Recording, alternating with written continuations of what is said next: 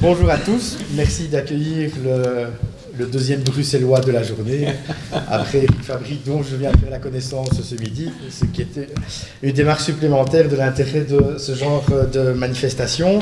Je serai évidemment beaucoup plus court que tout ce que je comptais vous dire, mais je suis aussi très content d'être là avec vous pour expérimenter, un peu en direct live, comme on dit aujourd'hui, pour expérimenter avec vous une théorie de mon cru qui est en construction et qui consiste à essayer de faire le lien entre le droit de propriété, la liberté du commerce et de l'industrie d'entreprendre aujourd'hui et ce qui a trait aussi au salaire, à la sécurité sociale, avec les concepts macroéconomiques tels qu'ils existent dans ce qui pour moi est devenu l'essentiel de la constitution économique au sens le plus large du terme, mais au sens vraiment très constitutif, qui est un règlement européen de 2013, qui est le règlement relatif au calcul du produit intérieur brut, lequel permet à son tour de dire aux États s'ils dépassent ou ne dépassent pas les fameux taux d'endettement et de déficit public qu'ils doivent atteindre. Donc je vais d'ores et déjà passer très vite là-dessus. En me disant aussi que lorsque l'on parle marché, économie de marché, puissance à l'échelle mondiale, à l'échelle européenne, multinationale, on parle de beaucoup de choses, on parle surtout en fait de personnes morales. Nous parlons de société, mais en bout de course, nous parlons très peu des personnes physiques, nous parlons très peu des individus. Et que j'ai la faiblesse de penser que l'individu est malgré tout... Ah, je suis reparti dans l'autre sens, excusez-moi. Que l'individu est malgré tout quand même un peu l'alpha et l'oméga du système juridique, dans la mesure où, si nous prenons le cas de la personne physique, c'est la seule, à la différence de la personne morale, c'est la seule qui est dépendante de besoins qui sont littéralement vitaux. Si vous ne buvez pas, si vous ne mangez pas chaque jour, eh bien c'est simple, vous mourrez. Je ne pense pas que ce soit le cas de la personne morale.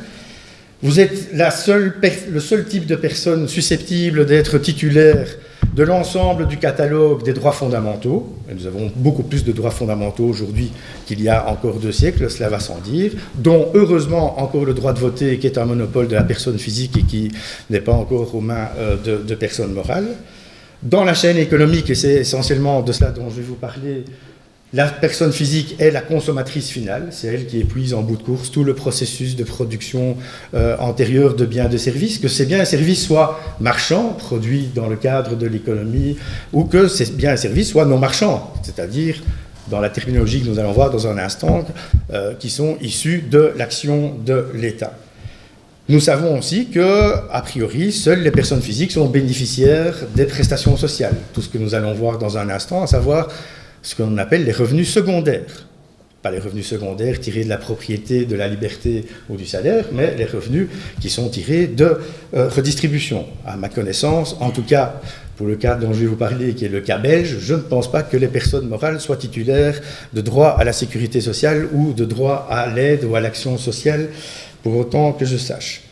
Si nous y réfléchissons, en bout de course, c'est de toute façon, indépendamment même de la question de la consommation finale, c'est toujours une personne physique qui supporte tous les coûts des chaînes de production antérieures, qu'il s'agisse de biens publics produits par l'État, qu'il s'agisse de biens et de services produits par le marché, et ces coûts sont répercutés sur vous et sur moi, soit en tant que prix, des prix de marché, l'heureuse rencontre de l'offre et de la demande, telle que définie par l'ordonnance française de 1986 sur la concurrence et qui a été retranscrite quasiment littéralement en droit belge dans le nouveau code de droit économique de 2013. Donc le prix est l'heureuse rencontre d'une offre et d'une demande. C'est cela aussi qui fait que la personne physique est la première source de recettes fiscales, bien au-delà des personnes morales. Il peut aussi tenter que l'on puisse parfois arriver à les taxer.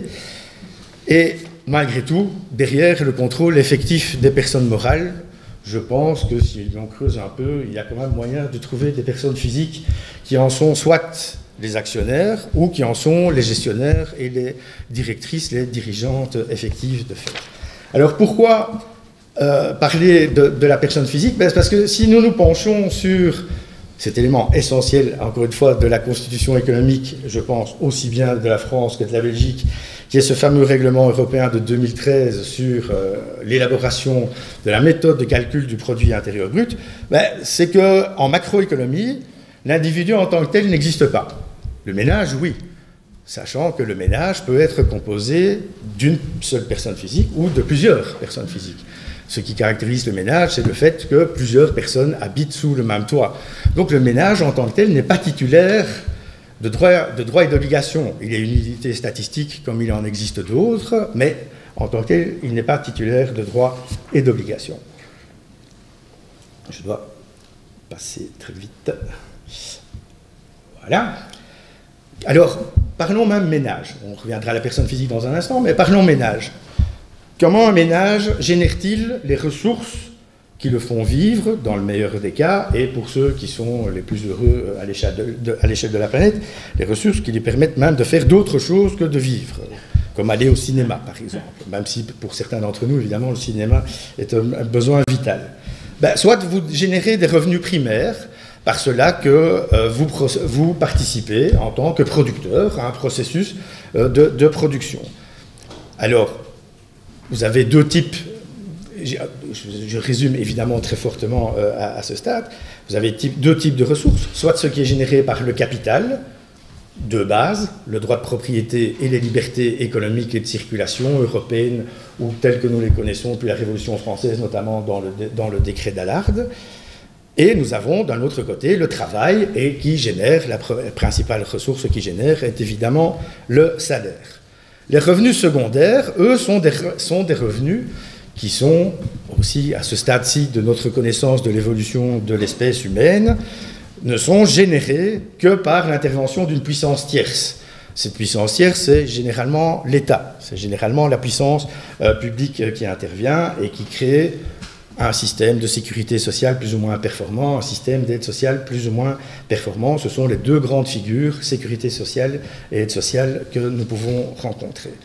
Une fois que vous déduisez de ces revenus primaires et de ces revenus secondaires les prélèvements obligatoires, donc soit les impôts directs sur les revenus, soit les cotisations qui permettent de financer le système de sécurité sociale, vous êtes, en termes de comptabilité nationale, au terme toujours de ce fameux règlement européen de 2013, vous pouvez plus ou moins connaître quel est le revenu disponible d'un ménage. Alors, une fois que le ménage a ceci en main, qu'en fait-il? L'utilisation des ressources.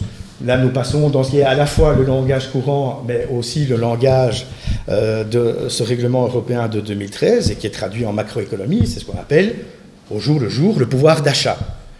Le pouvoir d'achat, on pourrait aussi gloser très longtemps sur ce qu'il signifie en réalité. Il est pouvoir. Est-ce que quand vous êtes consommateur dans une relation de marché, vous êtes toujours détenteur d'un réel pouvoir à l'égard du producteur de biens et de services vis-à-vis duquel vous vous adressez? Ça n'est pas toujours sûr. Un pouvoir d'achat. Donc ça veut dire que l'argent que vous générez, soit par votre travail, soit par la redistribution sociale, l'acte qu'on attend d'abord que vous posiez, c'est acheter. Donc, rien que la locution pouvoir d'achat telle qu'elle est utilisée en macroéconomie et dans le droit de la comptabilité nationale a déjà certaines implications que nous ne soupçonnons pas assez. Mais ce pouvoir d'achat n'est jamais que théorique, parce que la plupart des ménages sont tous, enfin même les riches, doivent exposer chaque jour ce que je vais appeler des dépenses vitales contraintes. C'est-à-dire que tout ce qui a trait, encore une fois, simplement à la survie physique, je ne parle même pas du bien-être mental, etc. Ce qui a trait à la survie physique de l'être humain, par contre, est un concept qui n'apparaît pas du tout, à ce jour, dans le droit de la macroéconomie. Et de cela, nous devons encore déduire, ce qui n'est pas toujours le plus juste, c'est les taxes sur la consommation. Les taxes indirectes, la TVA en particulier, quel que soit votre état relatif de revenus et de fortune, vous payez le même taux de TVA sur un bien et un service. Et c'est seulement à partir de ce moment-là que nous pouvons plus ou moins conclure que nous avons en main un pouvoir d'achat réel. Alors pourquoi vous parlez du cas mirifique de la Belgique ? Et je vais prendre simplement deux balises temporelles évidentes. 1831, la Belgique, petite mais fière et conquérante, arrache son indépendance à la Hollande, et 2019, aujourd'hui, pour pouvoir mesurer quel est l'état du droit applicable aux revenus primaires et aux revenus secondaires en 1831 et en 2019. Alors, précaution méthodologique de base, il va évidemment sans dire que le concept de revenu primaire et de revenu secondaire n'existe pas du tout en 1831. Il n'en demeure pas moins que la réalité économique et juridique que cela recouvre existe bel et bien. Donc, même si les choses ne sont pas nommées de cette manière-là, il y a derrière des réalités tangibles. Vous voyez, le tableau est en bout de course relativement simple. Je vais commencer par les revenus secondaires. Rien. Que ce soit en droit international, supranational, européen, appelons ça comme on veut, peu importe, rien. En droit constitutionnel, rien. Dans la législation nationale telle qu'elle peut exister en 1831, rien. Les seules choses qui peuvent exister, c'est pour ça que j'ai fait une colonne autre, parce qu'il y avait quand même un tout petit peu, c'est soit globalement la charité privée, principalement dans le chef de l'Église catholique, et l'existence déjà parfois depuis le Moyen-Âge de certains hospices communaux très anciens, en particulier au sein de la ville de Bruxelles. Mais sinon, la fonction de redistribution, sécurité sociale, n'en parlons même pas, mais même l'acte basique d'aide sociale n'existe absolument pas du tout dans la Belgique indépendante de 1831 et d'ailleurs quasiment tout au long du 19e siècle. Donc ça nous permet de balayer déjà une relativement longue période. Si nous passons à la case la plus importante pour l'intitulé du colloque, donc libéralisme et capitalisme, les revenus primaires, en droit international, nous n'avons pas grand-chose. Au cours du 19e siècle, il y aura quelques traités de libre-échange, dont un notamment dans les années 1860 qui est conclu entre la Belgique et le Second Empire français. Pour le reste, il n'y a pas de stipulation internationale qui garantisse la liberté d'établissement, de circulation, etc. Et nous avons par contre, dans la Constitution, ça quand même, l'article 11, dont vous a parlé mon collègue bruxellois ce matin, M. Fabry. Si vous lisez l'article 11 de la Constitution à l'époque, il ne protège que contre l'expropriation. Et où est donc situé le vrai centre du pouvoir? C'est comme chez vous. C'est l'article 544 du Code civil. Je vous rappelle que la Belgique a été française de 1795 à 1814 et que, en 1831, le constituant belge estime que tout compte fait, ce droit imposé par l'occupant napoléonien nous convient très bien. Nous sommes une nation déjà pleine de capitaines d'industrie en devenir. Nous avons de la sidérurgie, nous avons du charbon. Ce code est parfait pour nous. Et de surcroît, dans le package, nous avons hérité du décret d'Allard et de la liberté du commerce et de l'industrie. C'est fantastique. Donc, même pas besoin de grandes stipulations constitutionnelles. La législation ordinaire suffit amplement à faire le bonheur. Et alors, il y a évidemment la grande fiction en ce qui concerne les salaires. Les ouvriers, les employés touchent quand même parfois des salaires dans la Belgique de 1831, mais c'est réglé par la fiction de l'autonomie de la volonté au sens du Code civil, l'heureuse rencontre aussi là, manifestement, de l'offre et de la demande. Vous pensez bien que, malgré tout, depuis 1831, quelques événements ont eu le temps de se dérouler. Je n'en pointerai que 3 concernant les évolutions du droit interne belge et 3 concernant les évolutions du droit européen, mais sachant, je pense qu'elles sont largement communes aussi au droit belge et au droit français. La Grande Révolution, à 100 ans, c'est le suffrage universel, en tout cas masculin. Le féminin n'interviendra malheureusement qu'en 1946. C'est parfaitement révolutionnaire parce qu'en droit belge, le suffrage universel est appliqué en violation de la Constitution, qui, à cette époque, est toujours largement, si plus censitaire comme ça pouvait l'être en 1831, en tout cas un suffrage très largement plural. Et donc, dès la fin de la guerre, parce que c'est vraiment ça, c'est l'impôt de sang qui est traduit par l'extension du droit de suffrage, se traduit par une violation consciente par tout le monde politique de la Constitution, et la situation ne sera législativement et constitutionnellement réglée qu'en 1921. Avec le suffrage universel, toutes les politiques publiques changent. Désormais, les politiques sociales commencent à sortir de terre, il faut donc un nouveau système fiscal pour les financer, en particulier un impôt sur le revenu qui s'appelle, nous y revenons, l'impôt des personnes physiques. Et cet impôt est d'emblée conçu comme étant progressif. Je ne dis pas qu'il est juste, qu'il est bien calculé, etc. Mais en tout cas, dans sa philosophie de base, en 1919, tout change vraiment fondamentalement en droit belge. La deuxième chose, c'est en 1944, vous avez en France la charte du Conseil national de la résistance qui assied certains des principes de base de la sécurité sociale, oui, qui sont conclus au plus fort de la guerre. En Belgique, c'est la même chose. L'arrêté loi fondateur de la sécurité sociale est passé pendant la bataille des Ardennes. Donc le territoire belge n'est même pas encore libéré, que le monde politique, avec le patronat et avec les syndicats, se mettent d'accord sur des principes de base qui, globalement, évidemment, les choses ont bien changé depuis lors, mais enfin, globalement, une architecture de base qui existe toujours. Et alors, nous ne serions pas la Belgique sans ça. À partir de 1970, nous rentrons dans un système de fédéralisme qui n'appartient qu'à nous, qui redistribue considérablement les compétences législatives sur les revenus, sur les politiques de redistribution. Je ne vous en parlerai pas trop, mais c'est évidemment quelque chose de tout à fait crucial. Ce que nous avons aussi en commun, donc toujours si je compare avec le droit français, ce qui me paraît être 3 étapes décisives, il y en a évidemment d'autres, mais en Belgique, c'est en 1955 qu'assentiment est donné à la Convention européenne des droits de l'homme et à son premier protocole, et en particulier donc à l'article 1er du premier protocole, qui est le droit à la protection des biens. J'insiste là-dessus parce que la Cour constitutionnelle belge, depuis 2010, procède à l'alliage parfois détonnant de la Convention européenne des droits de l'homme, protection des biens, avec l'article 16 de la Constitution qui, a priori, ne protège que contre l'expropriation. Et donc, la Cour constitutionnelle, depuis une petite dizaine d'années, a vraiment fusionné les 2 ordres de garantie, ce qui peut nous permettre certaines surprises, mais ça, nous en parlerons lors de la pause, si vous voulez bien. 1957, je n'y reviens pas, c'est le début de la construction communautaire, point besoin de m'apesantir.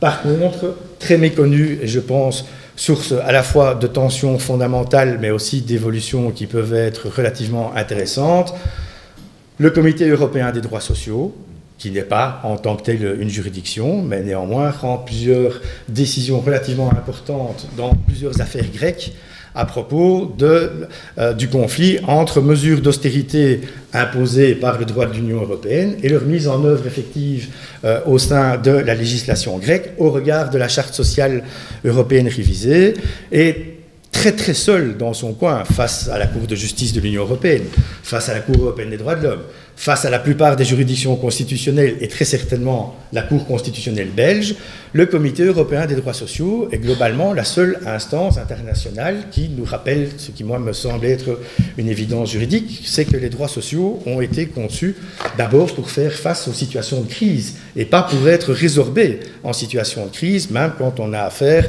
à une situation d'urgence économique, surtout que les situations d'urgence économique sont quand même relativement récurrentes dans le fonctionnement idéal du capitalisme, pour autant que l'on puisse en juger.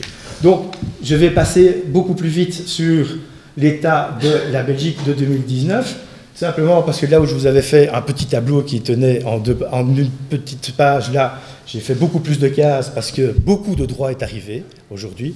Nous avons du droit supra-international, européen, tout ce que vous voulez, simplement par facilité pédagogique, qui organise le droit de propriété ou qui le protège. Ne parlons pas du degré atteint de protection atteint par les libertés économiques au sein du droit de l'OMC, M. Dardot en a parlé, du droit européen, aussi tous les traités et les accords internationaux sur la protection de l'investissement, qui sont devenus aussi une plaie pour tout État qui essaye d'un temps soit peu réguler certains comportements. En ce qui concerne le droit constitutionnel belge, la Constitution elle-même n'a pas fondamentalement évolué. Par contre, pour organiser le fédéralisme, nous avons toute une série de lois spéciales adoptées à majorité spéciale, dont la Cour constitutionnelle, toujours elle, en 1988, elle n'avait que 3 ans d'existence à l'époque, elle a tout de suite induit, et vous allez voir que nous retombons vraiment sur le sujet du colloque, elle a tout de suite induit que de l'ensemble de la Constitution et de ses lois d'organisation institutionnelle, je dois déduire que la Belgique, le système fédéral belge, est une union économique et monétaire. C'est une conception globale de l'État qui suppose qu'il y ait un marché intégré. Donc, autrement dit, c'est pour éviter que lorsque, comme il y a 3 régions en Belgique, qui sont les principales entités compétentes en matière de politique économique. C'est pour éviter que quand un bien quitte le territoire de la région wallonne pour la région bruxelloise, par exemple, il y ait des droits de douane qui soient perçus dessus. Mais vous voyez donc que libéralisme et capitalisme reviennent par, en tout cas en Belgique, reviennent par une porte qui est parfaitement insoupçonnée à la base. Et d'ailleurs, comme la Belgique est peut-être au seuil d'une 7e et douloureuse réforme de l'État, restez branchés, les négociations sont en cours, un des enjeux sera précisément de savoir si on ne pourrait pas un jour positiver cette union économique. Évidemment, pas de problème pour qu'il y ait continuité de la liberté de circulation des biens et des personnes, ça va sans dire, mais parce qu'il faut quand même que l'État fédéral garde aussi en son sein un minimum de compétences qui ne doivent pas être subdivisées, et j'ai la faiblesse de penser que ces compétences doivent être précisément celles qui tiennent à un socle commun de revenus, en matière de sécurité sociale, en matière de fiscalité sur les personnes, etc., etc. Donc, je passe très vite là-dessus. Ce qui a fondamentalement changé aussi, c'est en ce qui concerne les revenus secondaires. Je vais seulement parler même de la sécurité sociale parce que le temps tourne. Il y a malgré tout aujourd'hui un droit supranational qui n'est pas mince. Si vous regardez la pratique des conventions, des rapports, des surveillances au sein de l'Organisation internationale du travail, qui date de quand? Ah, elle aussi, depuis 1919, aussi un centenaire que nous pourrons fêter aujourd'hui. Ça n'est évidemment pas ça qui fait régner la concorde sur la Terre, nous le saurions. Néanmoins, il y a un avant et un après 1919. Les premiers textes protecteurs de droits fondamentaux à l'échelle internationale sont, sauf erreur de ma part, ceux de l'OIT et sont des droits sociaux. Il ne faut pas l'oublier non plus. Ça s'appelle la Constitution de l'OIT, d'ailleurs. Oui, évidemment, la Constitution de l'OIT, je ramasse. En droit constitutionnel belge, l'élément le plus important, c'est l'article 23 de la Constitution. Conceptuellement, il est très important, il date de 1994, donc il n'existait pas avant. Il est très important parce qu'il se place d'emblée en son premier alinéa sous les auspices du droit à la dignité humaine. Donc jusque-là, la sécurité sociale, l'aide sociale, la dignité humaine n'était convoquée mais que dans des législations à valeur ordinaire. Ici, c'est à valeur constitutionnelle. Et c'est un paradoxe, mais qui n'en est peut-être pas un. En 1994, donc, quand cet article 23 est inséré dans la Constitution, c'est le moment où, dans l'histoire des finances publiques belges en temps de paix, la dette publique est au plus haut. Elle est à 135% du produit intérieur brut. Depuis, elle n'a cessé de décroître, sauf évidemment avec le pic 2009-2014 que nous avons tous traversé après la crise bancaire. Et je pense qu'il faut se dire que le constituant est rationnel. S'il décide de mettre dans la Constitution certains droits économiques et sociaux au moment où ça va budgétairement le plus mal, c'est que donc forcément ça doit aller de mieux en mieux au fur et à mesure que l'économie reprend, que la dette se restreint au regard du produit intérieur brut, etc., etc. Je ne pense pas que ce soit ça qui se soit passé, mais néanmoins, oui, c'est vraiment cette faiblesse de penser qu'il faut mettre en regard cette rationalité économique et cette rationalité juridique là aussi, pas simplement toujours sur les libertés de circulation et autres. Alors, je vais en terminer très brièvement en vous citant, je n'aime pas le mythe des pères fondateurs, mais heureusement je suis tombé quand même sur l'un d'eux, c'est Charles Rogier. Donc, pour ceux d'entre vous qui êtes déjà allés à Bruxelles, il y a une magnifique place Rogier à Bruxelles, juste avant la gare du Nord. Voilà, c'est tiré du nom de ce brave homme, qui est à la fois l'archétype du constituant belge bourgeois dans tout ce qu'il peut avoir de caricatural, mais aussi dans tout ce qu'il peut avoir de constructif et de quelque part de vraiment génial. Rogier, non seulement est un des rédacteurs de la Constitution, il siège au Congrès national de 1830 à 1831, et puis il est en 1835 ministre de l'Intérieur et des Travaux publics, et c'est lui qui lance le chemin de fer. En Belgique, le chemin de fer est une initiative purement étatique, financée par l'État. Alors forcément, tous les capitaines d'industrie, le suffrage est censitaire à ce moment-là, tous les capitaines d'industrie qui sont au règne du pouvoir politique et économique ne demandent évidemment que ça, c'est que le coût soit répercuté sur l'entièreté de la collectivité. Néanmoins, en disant ça, je vous fais cette très brève citation, pas la première, mais la deuxième, parce qu'elle était un peu en petit sur l'écran. C'est ce qu'il déclare au Parlement lors d'un débat en 1838 sur le fait de savoir si une nouvelle loi sur les concessions ferroviaires doit être adoptée. Et il nous dit « Le chemin de fer, qui a donné des ailes à la Belgique, la dotera aussi d'une constitution matérielle, comme le Congrès l'a dotée d'une constitution politique. » Je pense que c'est très révélateur, et d'emblée, nous sommes dans les années 1830, on n'est pas aujourd'hui, de ce que, tout de suite, un des constituants nous dit, en fait, en filigrane, la Constitution n'est pas que dans la Constitution avec un grand C. La Constitution est aussi, nous l'avons vu avec l'article 544 du Code civil, les droits de propriété, est aussi dans des lois ordinaires qui sortent des effets pérennes sur plusieurs décennies, mais la Constitution est aussi dans l'état général de l'économie, et ici, l'État belge concurrent l'a fait. Alors, je vais juste terminer par ces beaucoup de choses, mais terminer en vous disant que l'aspect peut-être le plus expérimental de ce dont j'aimerais pouvoir échanger encore avec vous bien longtemps, nous avons vu jusqu'à présent quelles étaient les capacités de revenus dont chaque personne physique sur le territoire belge pouvait disposer. Donc là, ses revenus primaires, tirés de son activité économique comme entreprise ou bien de son salaire comme travailleur. Les revenus secondaires tirés de la redistribution, qui implique forcément un système étatique de redistribution relativement fort et poussé. Nous avons vu donc que, moyennant déduction d'impôts, nous avions là en main le revenu disponible et derrière lui un pouvoir d'achat. Mais même ça, je pense, n'est pas susceptible à lui seul de pouvoir nous décrire ce qu'est la vraie capacité juridique et économique d'un individu, d'une personne physique au quotidien. À cela, il faut rajouter d'autres types de prestations de l'État, et en particulier l'accès à toute une série de services publics, nous allons dire non marchands, je n'aime pas le terme, mais voilà, je vais terminer sur cette terminologie dominante-là, en particulier l'enseignement, et puis tout au long de la vie et de la carrière professionnelle, le droit à une formation professionnelle. Là aussi, sans État, nous n'aurions pas de protection des parties faibles au contrat. Souvenez, tout le droit du travail, qu'il soit individuel ou collectif en France ou en Belgique, naît certes de lutte sociale, mais naît aussi de la cristallisation de rapports de force dans des lois qui protègent le travailleur à titre individuel, parce que tout seul, face à un employeur, nous savons pertinemment bien qu'il ne pèse rien dans le jeu de l'autonomie de la volonté civiliste. La même chose pour le consommateur, nous avons maintenant des arrêts à ne plus savoir qu'en faire de la Cour de justice de l'Union européenne qui définissent le consommateur comme la partie faible dans le contrat parce qu'il n'a pas suffisamment d'informations et parce que son pouvoir de négociation est réduit à la portion congrue. Et enfin, pour pouvoir déterminer, j'emploie le terme à Amartya Sen, même si honnêtement j'avais commencé à travailler là-dessus avant de connaître son œuvre, pour déterminer quelles sont les capacités d'une personne. C'est très bien de dire qu'elle a telle liberté, mais comme le rappelait Dominique Rousseau ce matin, je reprends l'article 1er de la Déclaration de 89, les hommes naissent, magnifiques, et demeurent libres et égaux en droit.